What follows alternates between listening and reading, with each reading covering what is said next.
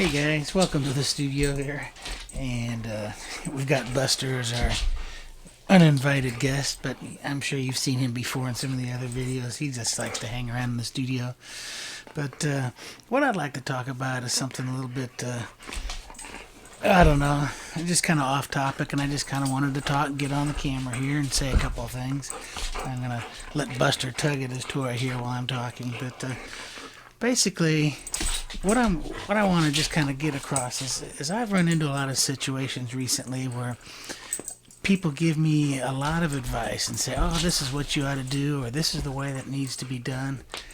And I start to second guess myself, and I just kind of go, why am I doing it that way? And the way that I really originally wanted to do it was the way that it's working out best, and really what I wanted to do originally, but I just got distracted because I valued other people's opinions. But sometimes I feel like I value their opinion too much.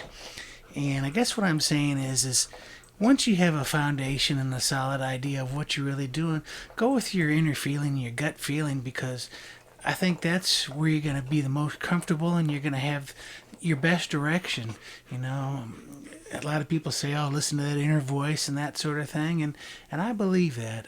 What I really want to say is just go ahead and follow your instincts, and I'm not saying to dismiss what people in the outside world say, or don't take any suggestions, because that would be totally crazy in itself, but don't get swayed by that. And the reason this has come to my attention is a lot of people have said, oh, I've done this, and it's turned out to be fantastic. And then when I went and looked at their end result or heard their end result, I just thought, no, it really wasn't. I thought it was pretty lousy, as a matter of fact. So, and then that basically just took their credibility level and just went, for me. And so I kind of chalked that up as another learning experience. I've had people give me all kinds of suggestions and everything, how to record, how to do videos, and one guy gave me tips and said, oh, I do videos all the time, and so I went and looked at his YouTube channel, and he has no views.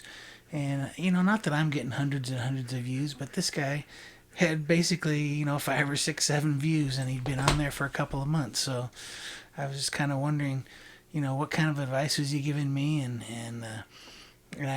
his videos were okay, but they look very homemade, and so and I'm not here being critical of other people, but I'm just trying to say, follow your instincts, follow your gut, whatever you're doing. When you're starting to mix, or when you're starting to record, and you have a really kind of an agenda set out that you like to do, then that's what you ought to go ahead and do. Don't sit there and think, well, so-and-so said this is the best way to record. I need to go ahead and set up my tracks this way, or I need to set up my recording program this way, or do this or do that. Because basically they're throwing you all these rules, and I believe it's good to know the rules, but then in the end throw the rules out, and you really end up being a lot more creative. Well, another one of these goofy videos where I probably make no sense, but I have a lot of fun doing them, and I really like expressing my opinion on some of these things.